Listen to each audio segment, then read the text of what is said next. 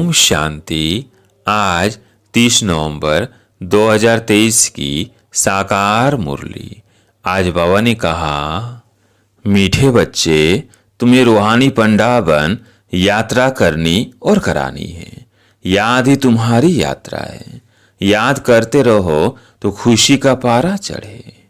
प्रश्न, निराकारी दुनिया में जाते ही कौन से संस्कार समाप्त हो जाते और कौन से संस्कार रह जाते हैं? उत्तर, वह नॉलेज के संस्कार समाप्त हो जाते, प्रारब्ध के संस्कार रह जाते हैं। जिन संस्कारों के आधार पर तुम बच्चे सतयुग में प्रारब्ध भोगते हो, वहाँ फिर पढ़ाई का और पुरुषार्थ का संस्कार नहीं रहता है।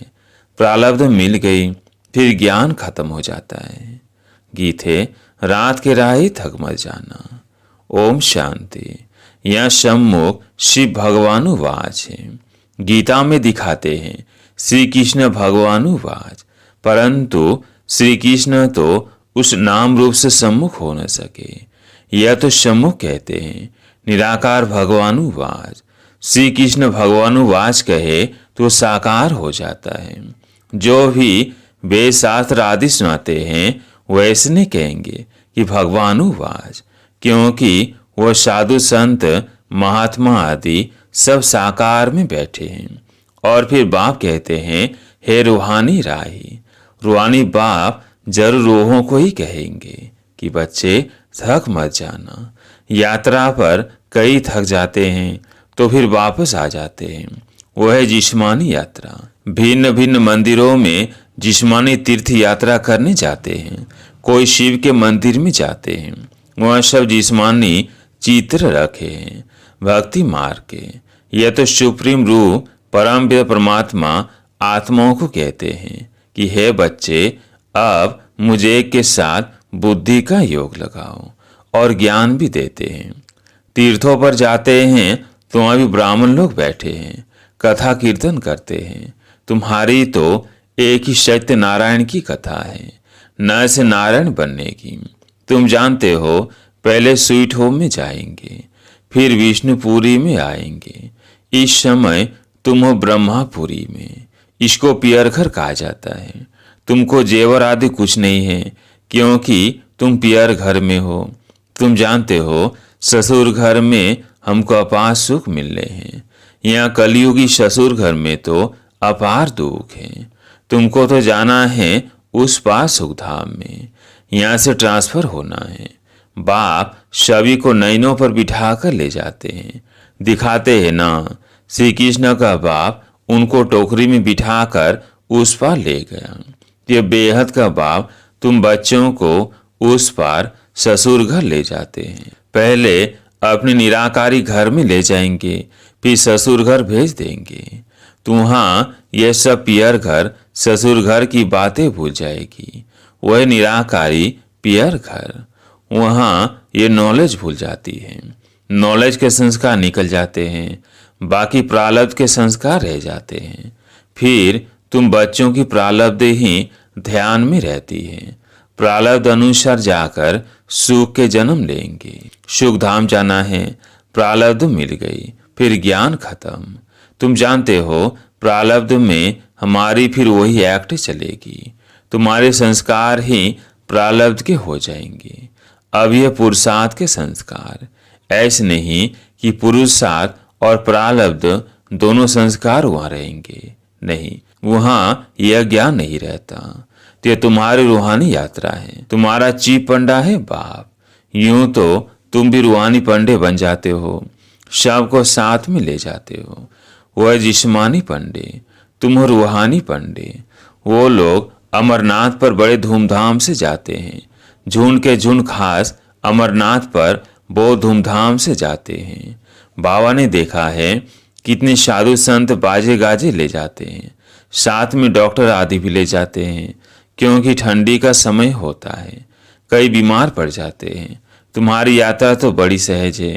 बाप कहते हैं, याद में रहना ही तुम्हारी यात्रा है। याद मुख्य है।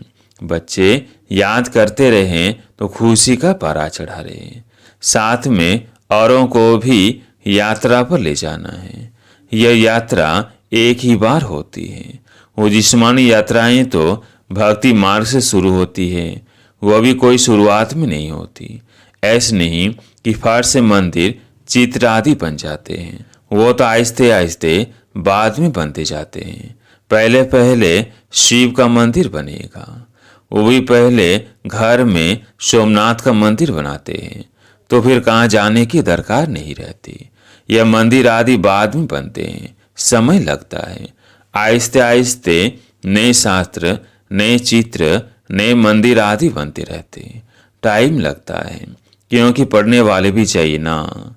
मठ आदि जब वृद्धि को पाएंगे फिर विचार होगा, शास्त्र बनाए, तितने तीर्थ स्थान बने, मंदिर बने, चित्र बने। टाइम लगता है ना। बल कहा जाता है कि भक्ति मार्ग द्वापर से शुरू होता है, परंतु टाइम तो लगता है ना।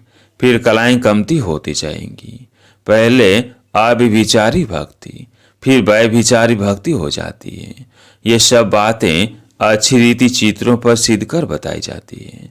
समझाने वालों की बुद्धि में यही चलता रहेगा कि ऐसे ऐसे चित्र बनाए, ये समझाए। सबकी बुद्धि में नहीं चलेगा, नंबरवार है ना। कोई की बुद्धि बिल्कुल चलती नहीं, वह फिर पद भी ऐसे पाएंगे। मालूम पड़ जाता है यह क्या बनेंगे। जितना आगे चलेंगे तुम समझते जाएंगे। जब लड़ाई आदि लगेगी फिर प्रैक्टिकल देख लेंगे, फिर बहुत पछताएंगे। उस समय पढ़ाई तो हो न सके। लड़ाई के समय त्राही त्राही होती रहेगी, सुन नहीं सकेंगे। पता नहीं क्या हो जाएगा। पार्टीशन हुआ तो क्या हो गया, देखा ना। यह विनाश का समय बहुत कड़ा है। हाँ, बाकी साक्षात्कार आदि बहुत होंगे, जिससे जान जाएंगे ये कितना पढ़ा है। बहुत पछताएंगे भी और साक्षात्कार होंगे। देखो, तुमने पढ़ाई छोड़ दी तब यह हाल हुआ है। धर्मराज साक्षात्कार कराने सिवाय सजाएं कैसे देंगे। सब साक्षात्कार कराएंगे, फिर उस समय कर कुछ नहीं सकेंगे। कहेंगे हाय तकदीर, तदबीर का समय तो गया। तो बाप कहते हैं क्यों नहीं अभी पुरुषार्थ करते हो, सर्विस से ही दिल पर चढ़ेंगे। बाप कहेंगे यह बच्चे अच्छी सर्विस करते हैं। मिलिट्री का कोई मरता है तो उनके मित्र संबंधी आदि को भी इनाम देते हैं। यहाँ तुमको इनाम देने वाला है बेहद का बाप। बाप से भविष्य एक ही जन्मों के लिए इनाम मिलता है। यह तो हर एक को अपनी दिल पर हाथ पूछना है कि मैं कितना पढ़ता हूँ। धारणा नहीं होती तो गोया तकदीर में नहीं है। कहेंगे कर्म ही ऐसे फूटे हुए हैं, बहुत खराब कर्म करने वाले कुछ उठा नहीं सकते हैं। बाप समझाते हैं मीठे बच्चे, तुम्हें इस रूहानी यात्रा पर अपने साथियों को भी ले जाना है। फर्ज है हर एक को ये यात्रा की बात बताना। बोलो हमारी ये रूहानी यात्रा है, वो है जिस्मानी। दिखाते हैं रंगून की तरफ एक छमछम तालाब है, जहाँ स्नान करने से परी बन जाते हैं, लेकिन वह परी आदि तो बनते नहीं। यह है ज्ञान स्नान करने की बात, जिससे फिर तुम वैश्य की बीवी बन जाते हो। और ज्ञान योग बल से बैकुंठ में आना जाना तो तुम्हारे लिए कॉमन बात है, और ये तुमको रोका जाता है। घड़ी घड़ी ध्यान में नहीं जाओ, आदत पड़ जाएगी। तो यह ज्ञान मानसरोवर है। परम पिता परमात्मा आकर इस मनुष्य तन द्वारा ज्ञान सुनाते हैं, इसलिए इनको मानसरोवर कहा जाता है। मानसरोवर अक्षर सागर से निकला है। ज्ञान सागर में ज्ञान स्नान करना तो बहुत अच्छा है। वैश्य की बीवी को महारानी कहा जाता है। बाप कहेंगे तुम भी वैश्य के मालिक बनो। बच्चों पर लव रहता है, हर एक पर रहम पड़ता है, साधुओं पर भी रहम आता है। यह तो गीता में लिखा हुआ है कि साधुओं का उद्धार करते हैं। उद्धार होता है ज्ञान योग से। तुम बच्चों में समझाने की बड़ी फुर्ती चाहिए।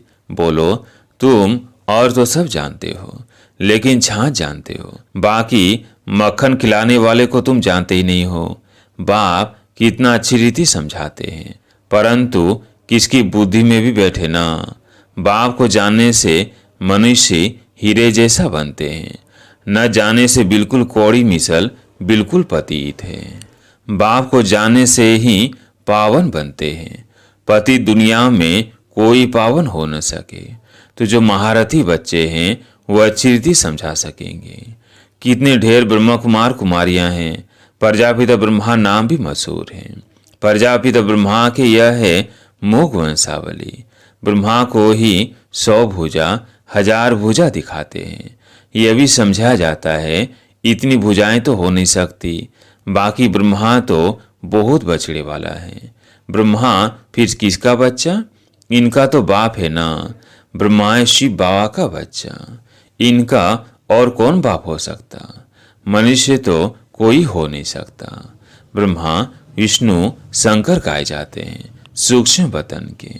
वह तो यहाँ आ न सके। प्रजापिता ब्रह्मा तो जरूर यहाँ होगा ना। सूक्ष्म वतन में तो प्रजा नहीं रचेंगे, तो परमपिता परमात्मा आकर इस ब्रह्मा मुख द्वारा शक्ति से न रचते हैं। पहले पहले परिचय देना है, हम ब्रह्मा मुख वंशावली हैं, तुम भी ब्रह्मा के बच्चे हो ना। प्रजापिता ब्रह्मा है सबका बाप, फिर उनसे और बिरादियां निकलती हैं, नाम बदलते जाते हैं। अब तुम ब्राह्मण हो, प्रैक्टिकल में देखो प्रजापिता ब्रह्मा की कितनी औलाद है। जरूर औलाद को वर्षा मिलता होगा। ब्रह्मा के पास तो कोई प्रॉपर्टी है नहीं, प्रॉपर्टी है शिव बाबा के पास। ब्रह्मा वल्द शिव, बेहद के बाप से ही वर्षा मिलता है। ब्रह्मा द्वारा शिव बाबा बैठ पढ़ाते हैं, हमको दादे का वर्षा मिलता है। बाबा समझाते तो बहुत है, परंतु योग नहीं, कायदे पर नहीं चलते, तो बाप भी क्या करें। बाप कहते हैं इनकी तकदीर। और बाबा से पूछें तो बाप बता सकते हैं इस हालत में तुम्हारा क्या पद होगा। दिल भी गवाही देता है, मैं कितना सर्विस करता हूँ, सीमत पर कहाँ तक चलता हूँ। सीमत कहती है मन मना भव। सबको बाप और वर्षे का परिचय देते रहते हैं, ढिंडोरा भी पिटते रहते हैं, बाबा इशारा देते रहते हैं। तुम्हें गवर्नमेंट को भी समझाना है, जो वो भी समझे बरोबर भारत की ताकत ही चली गई है। परमपिता परमात्मा सर्वशक्तिमान से योग ही नहीं है। इनसे तुम योग लगाते हो तो एकदम विश्व के मालिक बनते हो। माया पर भी तुम जीत पहनते हो। गिरहस्थ व्यवहार में रहते माया पर जीत पानी है। हमारा मददगार बाप है। कितना समझाया जाता है, धारणा करनी चाहिए। बाबा ने समझाया है धन दिए धन न खोटे। सर्विस करेंगे तब बाबा की दिल पर चढ़ सकेंगे, नहीं तो इम्पॉसिबल है। इसका मतलब यह नहीं कि बाबा प्यार नहीं करते। बाबा प्यार सर्विसुल को करेंगे। मेहनत करनी चाहिए, सबको यात्रा लायक बनाते हैं। मन मना भव, यह रूहानी यात्रा। मुझे याद करो तो तुम मेरे पास पहुंच जाएंगे। शिवपुरी में आकर फिर विष्णुपुरी में चले जाएंगे। ये बातें सिर्फ तुम बच्चे जानते हो, कोई और मन मनाभव का अर्थ समझते नहीं। पढ़ते तो बहुत हैं। बाप महामंत्र देते हैं, मुझे याद करो तो तुम विक्रमाजित बन जाएंगे। अच्छा, मीठे मीठे सिगिल दे बच्चों प्रति माता पिता बाप दादा का याद प्यार और गुड मॉर्निंग। रूहानी बाप की रूहानी बच्चों को नमस्ते। हम रूहानी बच्चों की रूहानी बाप दादा को याद प्यार गुड मॉर्निंग नमस्ते नमस्ते। धारणा के लिए मुख्य सार। पहला पॉइंट, ज्ञान स्नान करना है। प्यार से सर्विस कर बाप के दिल तख्त पर बैठना है। पुरुषार्थ के समय में अलबेला नहीं बनना है। दूसरा पॉइंट, बाप की पलकों पर बैठ कलयुगी दुखधाम से सुखधाम चलना है। इसलिए अपना सब कुछ ट्रांसफर कर देना है। आज प्यारे मीठे बाबा का वरदान, जीवन में दिव्य गुणों के फूलों की फुलवाड़ी द्वारा खुशहाली का अनुभव करने वाले एवर हैप्पी भव। जीवन में दिव्य गुणों की फूलों की फुलवाड़ी द्वारा खुशहाली का अनुभव करने वाले एवर हैप्पी भव। सदा खुशहाल अर्थात भरपूर संपन्न। पहले कांटों के जंगल में जीवन थी, अब फूलों की खुशहाली में आ गए। सदा जीवन में दिव्य गुणों के फूलों की फुलवाड़ी लगी हुई है। इसलिए जो भी आपके संपर्क में आएगा उसे दिव्य गुणों के फूलों की खुशबू आती रहेगी और खुशहाली देख करके खुश होंगे, शक्ति का अनुभव करेंगे। खुशहाली औरों को भी शक्तिशाली बनाती और खुशी में लाती है। इसलिए आप कहते हो कि हम एवर हैप्पी हैं। स्लोगन: मास्टर सर्वशक्तिमान वो है जो माया की बुदबुदों से डरने के बजाय उनसे खेलने वाले हैं। मास्टर सर्वशक्तिमान वो है जो माया की बुदबुदों से डरने के बजाय उनसे खेलने वाले हैं। अच्छा, ओम शांति।